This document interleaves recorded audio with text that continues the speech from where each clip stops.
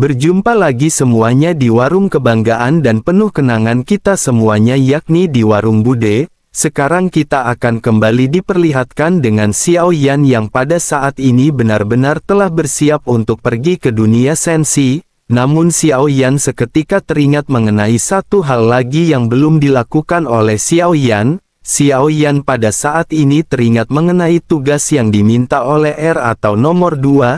Tugasnya adalah mencarikan roh pedang miliknya yang bernama Ding Mo, dan Xiao Yan pada saat ini segera mulai berbicara. Xiao Yan berkata kepada kehendak alam iblis keabadian kuno bahwa ada satu hal lagi yang ingin Xiao Yan lakukan. Xiao Yan minta tolong kehendak alam iblis keabadian kuno menemukan orang bernama Ding Mo. Mungkin sosok ini merupakan manusia atau juga roh. Menanggapi permintaan Xiao Yan, kehendak alam iblis keabadian kuno pada saat ini tidak menolak. Saat ini dirinya memutuskan untuk bekerja sama dengan Xiao Yan dan dirinya benar-benar tampaknya telah memiliki takdir dengan Xiao Yan. Kehendak alam iblis keabadian ingin berteman baik dengan Xiao Yan dan pada saat yang sama dirinya juga ingin membangun hubungan antara sensi dan alam iblis keabadian kuno. Setelah Xiao Yan selesai berbicara, retakan pada akhirnya dengan cepat muncul di kehampaan. Berbagai sosok juga pada saat ini ikut muncul. Setelah beberapa saat ratusan sosok muncul termasuk pria, wanita dan bahkan monster. Xiao Yan hanya melihat sekilas ke arah mereka dan pada dasarnya Xiao Yan yakin bahwa di antara sosok-sosok ini tidak ada yang bernama Ding Mo. Setelah beberapa saat 100 orang lainnya tiba tetapi Xiao Yan masih menggelengkan kepalanya. Setelah memindai mereka, Xiao Yan benar-benar tidak bisa merasakan keberadaan sosok Ding Mo. Sosok terus-menerus berdatangan dan Xiao Yan hanya melirik mereka sambil menggelengkan kepala. Sampai waktu yang lama berlalu, kumpulan demi kumpulan terus-menerus diubah. Namun Xiao Yan masih belum menemukan apa yang pada saat ini Xiao Yan cari. Xiao Yan pada saat ini menghela nafas karena ini benar-benar merupakan cara yang sangat efisien yang dilakukan oleh alam iblis keabadian kuno. Namun Xiao Yan juga menyadari bahwa pencarian sosok ini benar-benar begitu sulit. Jika kehendak alam iblis keabadian kuno tidak dapat menyaring mereka, maka dengan kekuatan Xiao Yan sendiri Xiao Yan tidak akan dapat menemukannya, dan hal ini sama seperti mencari jarum di tumpukan jerami. Setelah mencari tanpa lelah di antara ratusan sosok yang muncul kali ini, kekuatan spiritual Xiao Yan kembali menyapu. Salah satu di antara mereka memiliki aura lemah yang menarik perhatian Xiao Yan. Xiao Yan pun segera menatap ke arah sosok tersebut dan ketika sosok tersebut ditatap oleh Xiao Yan, dirinya sepertinya menyadari sesuatu dan segera bergerak berubah menjadi kilatan cahaya. Melihat hal ini Xiao Yan segera membalikkan telapak tangannya dan mengeluarkan pedang yang diberikan kepada Xiao Yan. Ini merupakan pedang yang dititipkan oleh nomor 2 atau R dan pedang ini segera keluar dari Suyu. Sebelum Xiao Yan bisa mengendalikannya, bahkan pedang ini langsung berubah menjadi kilatan pelangi dan langsung terbang menuju aliran cahaya. Suara dentang seketika terdengar di kejauhan dan keduanya tampak saling bersilangan di udara. Aliran cahaya ini menjelma kembali menjadi sesosok pria berjubah putih yang memegang pedang panjang. Sosok ini seketika berteriak mengapa pedang Dongji tidak melepaskannya. Xiao Yan seketika mengerutkan kening mendengar teriakan yang baru saja keluar dari mulut sosok tersebut. Xiao Yan juga telah mengetahui dari pertama bahwa sosok ini tidak memiliki tubuh fisik dan hanyalah sisa jiwa. Xiao Yan pun bergumam karena ini adalah tubuh roh. Xiao Yan ingin tahu apakah bendera penekan jiwa memiliki efek ajaib terhadapnya. Bendera penekan jiwa telah menyegel Ye Tian di dalamnya dan selama itu adalah tubuh roh seharusnya mungkin memiliki efek. Begitu Xiao Yan memikirkan hal ini, pada akhirnya bendera penekan jiwa berkibar dan muncul di atas kepala pria berbaju putih. Sosoknya sedikit tertegun dan bertanya apakah ini? Namun sebelum sempat dirinya bisa bereaksi, bendera penekan jiwa pada saat ini mulai berkibar. Kekuatan isap yang kuat terpancar dan pria berbaju putih itu gemetar hebat. segera sosoknya berubah menjadi kilatan pelangi dan mencoba untuk melarikan diri, namun kekuatan hisap yang dipancarkan oleh bendera penekan jiwa ini menyebabkan sosoknya mandek. Meskipun dirinya mencoba yang terbaik tetapi pada akhirnya dirinya tidak dapat lepas dari blokiran bendera penekan jiwa. Suaranya yang terdengar enggan pada saat ini berteriak ketika meminta Xiao Yan melepaskannya.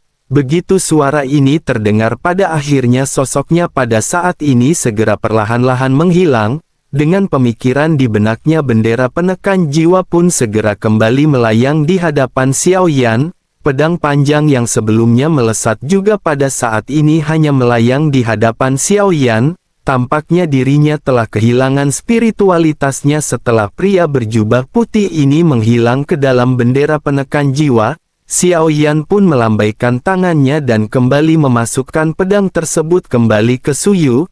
Terlepas dari apakah pedang ini kuat atau tidak, pedang ini berasal dari alam dewa kekacauan.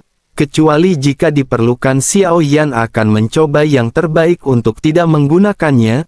Xiao Yan pada akhirnya menghela nafas dan bergumam apakah nama pedang ini adalah pedang Dongji. Sesaat kemudian Xiao Yan pun segera memasukkan bendera penekan jiwa ke dalam cincin penyimpanan. Saat sebelumnya semua sumber daya dari alam iblis keabadian kuno telah disedot ke dalam lautan 10.000 roh di pagoda pemurnian. Tempat yang semula kosong pada saat ini telah terisi sepertiganya. Setelah melakukan semuanya, Xiao Yan pada akhirnya tidak lagi berniat tinggal di alam iblis keabadian kuno. Xiao Yan pun segera berteriak perlahan bahwa mereka akan segera berangkat. Segera 50.000 dewa keabadian bergerak dengan tertib dan tenggelam ke dalam lubang hitam. Daun dunia yang diambil oleh Xiao Yan juga berubah menjadi titik cahaya dan tersebar seperti apa yang dipikirkan Xiao Yan. Pada saat yang bersamaan penghalang dunia yang rusak juga mulai pulih dengan kecepatan yang sangat cepat. Hanya dalam beberapa saat semua batasan dunia pada saat ini benar-benar telah dikembalikan ke semula. Dengan adanya penghalang dunia yang komplit, alam iblis keabadian kuno tidak lagi mudah untuk dimasuki. Selain itu mereka juga benar-benar akan kembali memiliki kemampuan pertahanan. Tepat ketika Xiao Yan memperhatikan puluhan ribu keabadian dewa dari alam iblis keabadian kuno yang berbaris memasuki celah sebuah sosok tiba-tiba berdiri di antara kerumunan dan sosok ini tampak sangat mencolok. Sosok ini berbeda dengan sosok lainnya, dirinya mengenakan jubah hitam tanpa adanya fitur wajah dan tampak seperti menggunakan topeng yang berputar-putar. Sosoknya juga tampak sedang memandang ke arah Xiao Yan dan keduanya pada saat ini sama-sama tertegun. Xiao Yan menatap ke arah topeng pusaran air yang mulai mengembun dan Xiao Yan merasa bahwa sosok tersebut tampak terlihat sangat aneh. Xiao Yan juga bisa melihat adanya senyuman aneh yang terpancar dari topeng sosok tersebut. Xiao Yan pun bergumam bahwa ini tampaknya bukanlah topeng. Seketika Xiao Yan teringat mengenai apa yang dibahas di alam dewa kekacauan.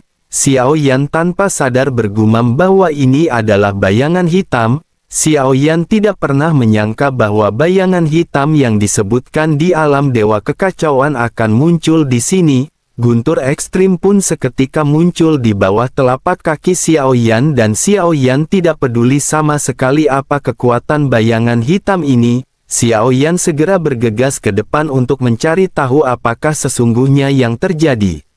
Xiao Yan belum pernah melihat sosok ini sebelumnya dan saat Xiao Yan mendekat bayangan hitam ini menghilang dan ketika Xiao Yan melihat sekeliling Xiao Yan melihat sosoknya di kejauhan. Sosok ini tampak seperti hantu dan hanya berdiri diam sementara Xiao Yan pada saat ini mengeluarkan Gouyan. Xiao Yan mencoba untuk menggunakan kekuatan segel Gouyan untuk menyegel sosok tersebut.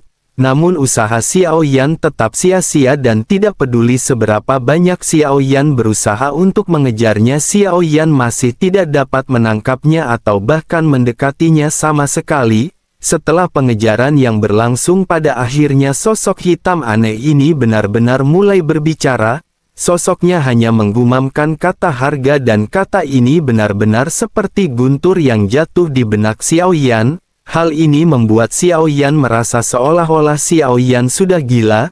Xiao Yan tertegun untuk waktu yang lama sebelum akhirnya Xiao Yan kembali tersadar dan memikirkan apa yang bersaja terjadi. Xiao Yan juga keheranan karena pada saat ini 50.000 keabadian dewa telah berangkat dan hanya Xiao Yan lah satu-satunya yang tersisa. Xiao Yan pun memutuskan untuk bergerak dan bersiap memasuki celah kembali ke dunia sensi. Namun pada saat ini sebuah suara tiba-tiba terdengar ketika meminta Xiao Yan menunggu. Begitu mendengar suara ini Xiao Yan tampak lebih ketakutan jika dibandingkan dengan bayangan hitam sebelumnya. Mata Xiao Yan menyusut dan Xiao Yan segera melangkah ke celah sebelum akhirnya celah tertutup. Sosok yang baru saja sampai ini ternyata adalah Yu Yan yang telah mencari ke sana kemari. Yu Yan sesungguhnya merasakan kesulitan untuk Yu Yan menemukan lokasi Xiao Yan. Begitu dirinya berhasil menemukan lokasi Xiao Yan, pada akhirnya dirinya benar-benar terlambat dan Xiao Yan telah pergi. Yu Yan pun segera bergumam bahwa Xiao Yan berani berbohong kepadanya. Namun meskipun Yu Yan pada saat ini tampak kesal, sepertinya kekesalannya ini bukan karena Xiao Yan meninggalkannya. Sesungguhnya Yu Yan sudah tahu bahwa Xiao Yan akan melakukan hal ini, tetapi Yu Yan masih terus berpikir positif. Yu Yan pada akhirnya hanya bisa menghela nafas setelah kepergian Xiao Yan dari alam iblis keabadian kuno. Sementara itu di ruang atas alam iblis keabadian kuno, di satu-satunya aula yang ditangguhkan terdapat sesosok wanita cantik. Sosok cantik ini mengenakan kerudung menutup fitur wajahnya yang cantik dengan kain tipis. Tidak lama kemudian sosok Yu Yan pada saat ini muncul di hadapannya. Sesaat kemudian terlihat tubuh Yu Yan bergerak sedikit sebelum akhirnya menyatu ke dalam bayangan sosok cantik ini. Sosok itu pun bergumam bahwa dirinya sudah lama tidak ke dunia sensi dan sebaiknya mereka pergi berjalan-jalan. Namun meskipun begitu masih agak merepotkan bagi mereka untuk pergi ke dunia sensi. Beruntung dirinya telah mendapatkan benih dari dewa jahat sebelumnya dan dirinya ingin tahu apakah ini masih bisa berguna atau tidak. Sosok cantik ini pun segera melambaikan tangannya dan biji berbentuk kacang muncul di telapak tangannya. Selanjutnya dirinya melemparkannya ke kehampaan dan kacang tersebut langsung menghilang. Namun sesaat kemudian tunas hijau muncul dari kehampaan dan melihat hal ini mata sosok cantik tersebut tampak dipenuhi dengan semangat dan dirinya segera menyentuh benih tersebut. Kilatan cahaya pada akhirnya melonjak dan sosok tersebut pada akhirnya segera menghilang ke dalam kehampaan. Sementara itu kembali ke Xiao Yan yang pada saat ini sedang melakukan perjalanan melalui kehampaan. Lingkungan di sekitar hampir sepanjang waktu terus-menerus dipenuhi dengan tekanan yang kuat. Perjalanan melintasi dunia ini memberikan tekanan yang luar biasa. Baik jiwa maupun raga berada dalam keadaan kebingungan, seolah-olah jiwa dan raga terkadang diregangkan, terkadang tergencet. Adapun 50.000 keabadian di dewa lainnya juga tampaknya pada saat ini memiliki perasaan yang sama dengan Xiao Yan. Mereka semua pada saat ini seolah-olah berada di dalam sebuah lorong dan sejauh mata memandang pada akhirnya muncul bola cahaya besar berwarna-warni dan bola cahaya tersebut tampak tidak beraturan. Xiao Yan menatap ke arah bola cahaya berwarna-warni yang tidak beraturan di hadapannya dan perasaan hancur serta meregang menjadi lebih kuat. Xiao Yan pun bergumam, apakah ini bentuk dunia sensi yang sesungguhnya?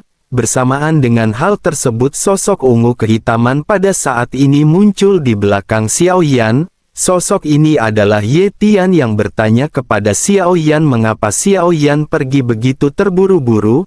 Mengapa Xiao Yan sama sekali tidak menunggu Ye Tian? Xiao Yan tidak menjawab Ye Tian tetapi mengeluarkan bendera penekan jiwa dan Ye Tian segera tenggelam ke dalamnya. Xiao Yan pada saat ini sesungguhnya bukannya tidak mau menunggu Ye Tian, tetapi Xiao Yan tidak berani menunggu. Jika Xiao Yan terlambat, Xiao Yan mungkin tidak akan bisa pergi karena terkekang oleh Yu Yan. Xiao Yan pun menghela napas dan berpikir bahwa Ye Tian pada saat ini telah berhasil kembali.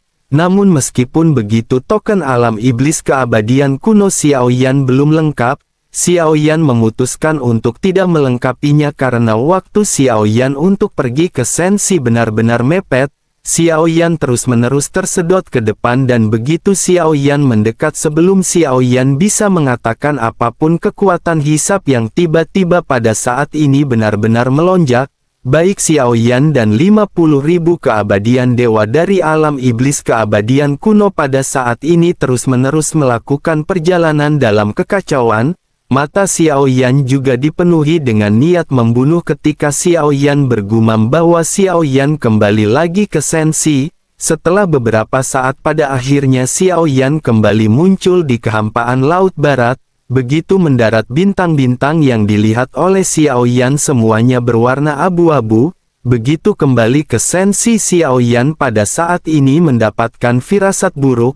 Xiao Yan menunggu beberapa saat tetapi Xiao Yan tidak melihat adanya yang datang. Tidak seperti sebelumnya, Yang Mulia Ratu pasti telah memperhitungkan di manakah Xiao Yan akan muncul.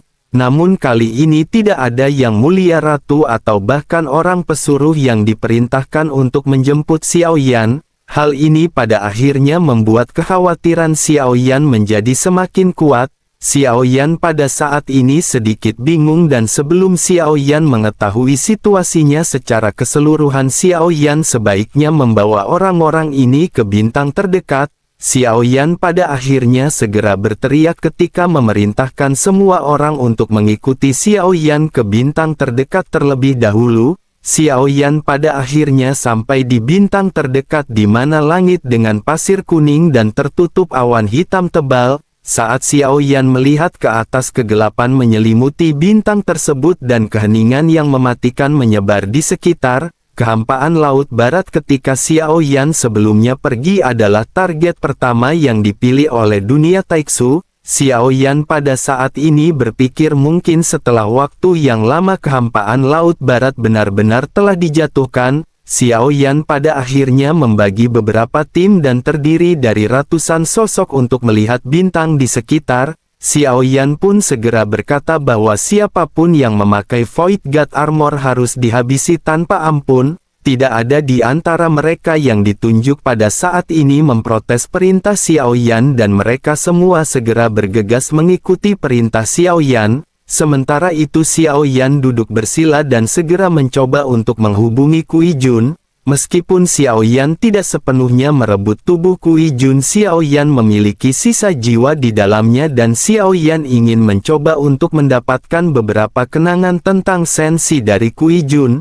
Namun setelah beberapa saat Xiao Yan mengerutkan kening karena Xiao Yan tidak bisa merasakannya sama sekali. Xiao Yan pada akhirnya bergumam, mungkinkah mereka telah ditemukan dan jiwa di dalam tubuh Kui Jun telah dihilangkan olehnya, atau juga mungkin Kui Jun telah mati di dalam pertempuran.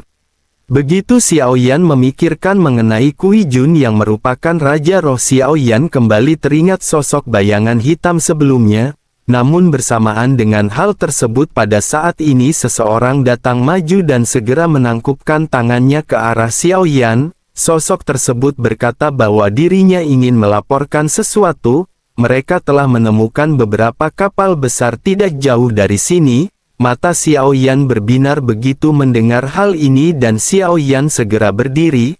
Kilatan petir melintas di bawah kaki Xiao Yan dan sosok Xiao Yan segera menghilang dengan suara ledakan guntur. Kecepatan seperti ini membuat para keabadian dewa di sekitar Xiao Yan tampak merasakan kengerian. Sementara itu Xiao Yan pada akhirnya melihat beberapa bahtera dan Xiao Yan merasa lega. Dilihat dari kualitas bahteranya, bahtera ini juga merupakan bahtera baru. Dari apa yang Xiao Yan lihat, Xiao Yan juga mengetahui bahwa bahtera ini berasal dari dunia dewa kuno. Dengan kata lain, Yang Mulia Ratu tidak muncul, dirinya tetap menghitung waktu dan tempat kembalinya Xiao Yan. Dirinya bahkan menghitung 50.000 dewa keabadian yang akan dibawa Xiao Yan kembali. Dirinya mengatur begitu banyak bahtera yang cukup untuk menampung 50.000 dewa keabadian. Xiao Yan tidak bisa menahan senyum pahit setelah Xiao Yan menyadari hal ini. Xiao Yan pun bergumam, pavilion Qianji macam apakah ini, dan dirinya sepertinya benar-benar bisa memprediksi masa depan. Xiao Yan benar-benar tidak tahu bagaimana Yang Mulia Ratu bisa mencapai perhitungan yang begitu ajaib. Xiao Yan pun menghela nafas dan setelah menunggu tim pencari di sekitarnya kembali satu demi satu barulah Xiao Yan memerintahkan semua orang untuk naik ke Bahtera. Beberapa sosok yang kembali pada saat ini menyatakan bahwa mereka tidak menemukan satupun prajurit Taiksu dengan Void God Armor. Xiao Yan pun hanya bisa menganggukkan kepalanya. Xiao Yan pun segera mendistribusikan mereka dan 50.000 keabadian dewa duduk di kursi yang telah diatur oleh Yang Mulia Ratu. Namun meskipun begitu Bahtera ini tidak memiliki tujuan yang jelas tetapi mungkin Yang Mulia Ratu telah membuat serangkaian pengaturan karena dirinya membawakan Bahtera buat Xiao Yan. Xiao Yan pun segera melangkah ke Bahtera dan seperti yang Xiao Yan duga seberkas cahaya terjatuh di antara alis Xiao Yan. Sebuah kata segera terdengar ketika memerintahkan Xiao Yan untuk pergi ke kehampaan Laut Utara. Ekspresi Xiao Yan seketika menjadi gelap. Kehampaan Laut Utara adalah kehampaan paling misterius di Sensi dan di sanalah dunia bawah berada. Selain itu pada saat ini terdapat slip batu giok yakni peta bintang. Peta ini menandai titik perpindahan yang dapat memindahkan Bahtera Xiao Yan dengan cepat. Jika hanya mengandalkan kecepatan Bahtera maka dibutuhkan waktu ratusan tahun untuk melakukan perjalanan ke hampaan Laut Utara. Xiao Yan pada akhirnya tidak lagi menunda dan segera mulai berangkat. Total ada 4 Bahtera besar dan Bahtera ini lebih dari cukup untuk menampung keabadian dewa yang bertotal 50.000. Dipimpin oleh Xiao Yan di depan semuanya pada akhirnya berubah menjadi kilatan pelangi menyapu menuju kehampaan. Di kehampaan Laut Barat bisa digambarkan sebagai keheningan yang mematikan. Kemanapun Xiao Yan melintasinya sejumlah besar batu beterbangan muncul. Bintang-bintang di daerah ini benar-benar runtuh dan meledak berubah menjadi pecahan yang tidak terhitung jumlahnya. Potongan puing dan beberapa bintang sekarat juga pada saat ini masih dapat dilihat dengan jelas. Melihat pemandangan ini dapat dikatakan bahwa kehampaan Laut Barat benar-benar telah menghadapi kiamat. Xiao Yan juga tidak bisa merasakan kehidupan apapun dan Xiao Yan hanya bisa merasakan keheningan yang sangat mematikan. Xiao Yan pun memutuskan untuk menutup matanya dan suara samar pada saat ini terdengar di sekeliling Xiao Yan. Suara ini adalah suara dari sosok-sosok yang telah mati yang meminta Xiao Yan untuk membalaskan dendam mereka. Satu demi satu kebencian datang dari mana-mana dan tidak ada orang lain yang bisa mendengarnya. Xiao Yan yang sedang duduk bersila segera membuka matanya dan Xiao Yan melihat ada hantu yang melayang-layang di sekitar. Hati Xiao Yan tiba-tiba menegang dan perasaan ini membuat Xiao Yan merasa tidak nyaman. Xiao Yan bisa merasakan ratapan jiwa-jiwa yang mati yang datang dari kehampaan Laut Barat. Ini membuat hati Xiao Yan terasa seolah-olah ditusuk oleh ribuan jarum dan membuat Xiao Yan sangat khawatir. Terlebih lagi benua Doqi dan benua Dosi juga keduanya berada di kehampaan Laut Barat. Xiao Yan pada saat ini benar-benar dipenuhi dengan kemarahan. Semakin jauh Xiao Yan melangkah semakin banyak Xiao Yan melihat banyak bintang yang benar-benar dihancurkan. Begitu melihat pemandangan ini Xiao Yan tidak bisa memahami pengaturan yang telah dibuat oleh Yang Mulia Ratu. Xiao Yan pun bertanya-tanya apakah sesungguhnya pengaturan yang dibuat oleh Yang Mulia Ratu. Ada begitu banyak keabadian dewa di alam iblis kebadian kuno. Dengan begitu maka seharusnya kekuatan Sensi juga lebih tinggi dari alam iblis kebadian kuno. Dengan semua ini mengapa Yang Mulia Ratu memutuskan untuk tidak melawan? Xiao Yan mengerutkan kening dan Xiao Yan berpikir tentu saja alasan mengapa tidak ada perlawanan pasti ada alasan yang tidak diketahui oleh Xiao Yan. Sekarang Xiao Yan telah kembali dan Xiao Yan benar-benar sama sekali tidak tahu apa yang terjadi.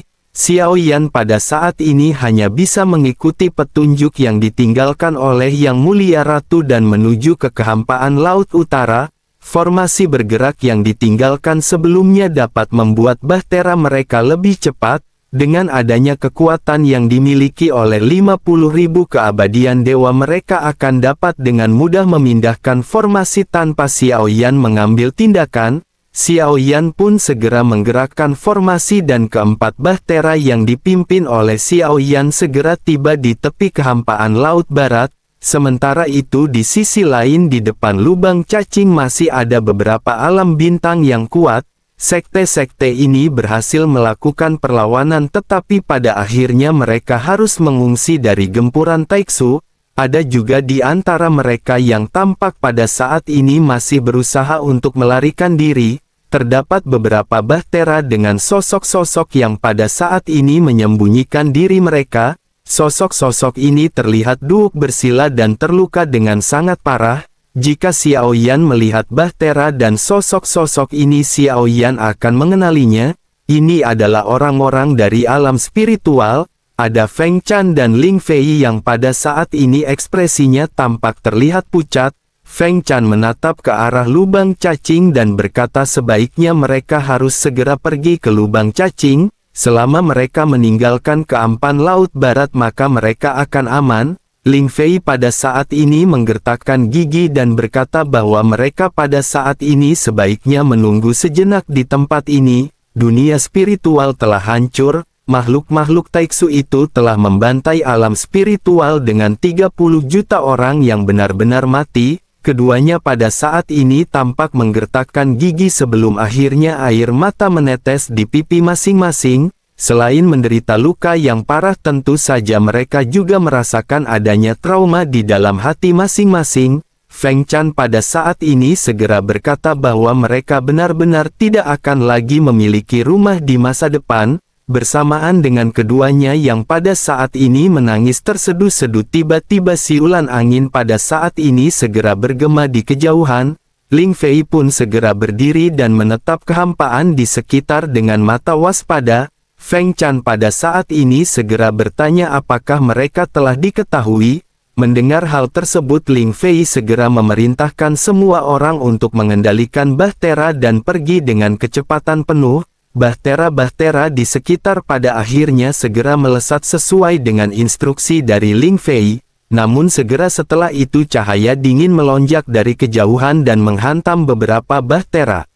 Bahtera-bahtera yang langsung dihancurkan ini benar-benar meledakkan sosok-sosok yang berada di dalamnya. Feng Chan juga tampak pucat dan bergumam sepertinya mereka tidak lagi memiliki kesempatan. Dalam sekejap mata pada saat ini separuh dari bahtera yang ada benar-benar telah dihancurkan. Selanjutnya bahtera yang tersisa hanya bisa berhenti di bawah pengepungan sosok-sosok Taiksu. Pada saat ini ada sekelompok sosok yang mengenakan Void God Armor menginjak buaya Dewa Taiksu untuk mendekati bahtera ini dengan kecepatan yang sangat cepat.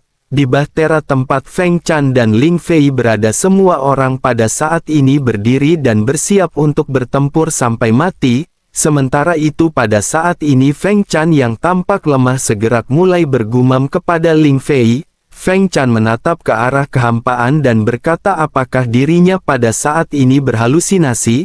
Sebaiknya Ling Fei melihat ke sana karena sepertinya ada bahtera yang datang. Ling Fei pun seketika menoleh, namun pada saat ini beberapa prajurit Taiksu telah bergegas ke dalam bahtera tempat Feng Chan dan Ling Fei berada. Mereka memegang berbagai senjata dan bersiap untuk melakukan pembantaian. Namun begitu mereka mendekat pada saat ini tekanan yang sangat kuat turun dari jarak jauh. Di kejauhan ada benang seperti guntur mendekat dan dengan cepat seketika menghantam mereka. Gelombang api yang kuat juga pada saat ini segera tersapu menyelimuti beberapa sosok Taiksu yang menyerang. Sesosok berdiri di hadapan Feng Chan dan Ling Fei. Sosok ini lanjut bergumam karena dirinya telah sampai di sini maka mereka tidak perlu khawatir. Melihat sosok kurus di hadapan mereka, Feng Chan dan Ling Fei sama-sama tercengang karena tidak menyangka bahwa akan ada seseorang yang muncul untuk menyelamatkan mereka. Sementara itu di sisi lain beberapa prajurit Taiksu yang sebelumnya terlempar tampak benar-benar dipenuhi dengan amarah. Melihat kemunculan Xiao Yan mereka sama sekali tidak memiliki rasa takut dan salah seorang di antara mereka seketika berteriak. Sosoknya berkata bahwa orang ini benar-benar berani melawan dan dirinya mencari kematian. Selanjutnya sosok ini segera bergegas menuju ke arah Xiao Yan diikuti dengan sosok-sosok lainnya. Setelah mereka bergegas maju, tinju Xiao Yan pada akhirnya bersinar dengan cahaya keemasan. Dengan keras para prajurit Taiksu yang terkena tinju Xiao Yan pada saat ini terlempar mundur. Meskipun mereka dilindungi oleh Void God Armor, tetapi mereka masih tidak mampu menahan pukulan dewa asli alam leluhur. Void God Armor mereka juga meledak, begitu juga dengan sosok di dalamnya. Daging dan darah berterbangan ke segala arah. Sosok-sosok yang tersisa juga terkejut dan tanpa sadar bergumam mengapa masih ada makhluk setingkat ini di kehampaan Laut Barat. Jika begitu permasalahannya, maka pada saat ini mereka harus segera mundur. Sosok-sosok Taiksu yang tidak memiliki jiwa ini memiliki kecerdasan dan mereka pada saat ini segera melesat. Namun bagaimana mungkin Xiao Yan bisa membiarkan mereka pergi dan memberikan mereka kesempatan? Begitu Xiao Yan melangkahkan kakinya, para prajurit Taiksu di depannya pada saat ini semuanya telah terbunuh dengan satu pukulan. Void God Armor beserta daging dan darah mereka pada saat ini benar-benar hancur berkeping-keping. Xiao Yan sama sekali tidak menahan kekuatannya karena Xiao Yan benar-benar merasakan kemarahan di dalam hatinya.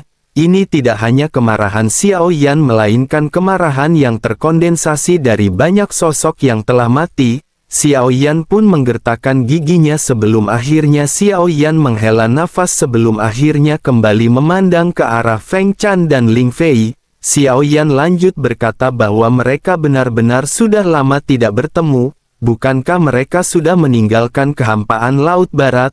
Mengapa mereka pada saat ini masih berada di sini? Feng Chan dan Ling Fei pada saat ini tertegun mendengar apa yang dikatakan oleh Xiao Yan. Sejujurnya ketika pada saat sebelumnya Xiao Yan membantu mereka kembali ke dunia spiritual yang belum sepenuhnya hancur, alasan mereka kembali juga adalah untuk menyelamatkan rakyatnya yang tersisa. Namun perjuangan mereka kembali menemukan jalan buntu dan mereka berakhir di tempat ini. Mereka pada saat ini hanya bisa mengucapkan terima kasih kepada Xiao Yan. Ling Fei sepertinya masih ingat bahwa selama di kontes 10.000 alam dirinya tidak pernah menaruh perhatian kepada Xiao Yan dan tidak terlalu menganggap kekuatan Xiao Yan. Namun seiring dengan berjalannya waktu tampaknya Xiao Yan telah berkembang menjadi asistensi yang berada di luar jangkauan mereka. Namun saat Xiao Yan melihat mereka berdua, Xiao Yan merasa santai dan sama sekali tidak memiliki permusuhan. Xiao Yan pun tersenyum dan berkata karena sensi tidak lagi aman mereka boleh ikut dengan Xiao Yan. Feng Chan dan Ling Fei pada saat ini seketika berdiri dan menangkupkan tangannya ke arah Xiao Yan.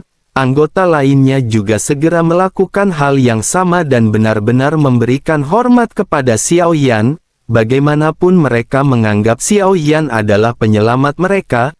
Melihat hal ini Xiao Yan segera melambaikan tangannya sebelum akhirnya Xiao Yan mengeluarkan botol batu giok.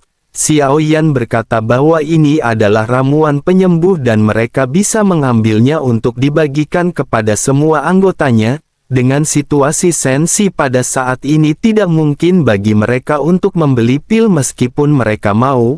Dengan situasi ini status alkemis juga akan meningkat pesat karena kelangkaan ramuan. Bagaimanapun ramuan juga merupakan persediaan yang sangat penting dalam pertempuran, terutama ramuan penyembuhan dan persediaan hal ini benar-benar akan menjadi begitu langka. Keduanya pada akhirnya segera menerima botol batu giok dari Xiao Yan sementara Xiao Yan kembali berkata sebaiknya mereka sembuh dengan cepat.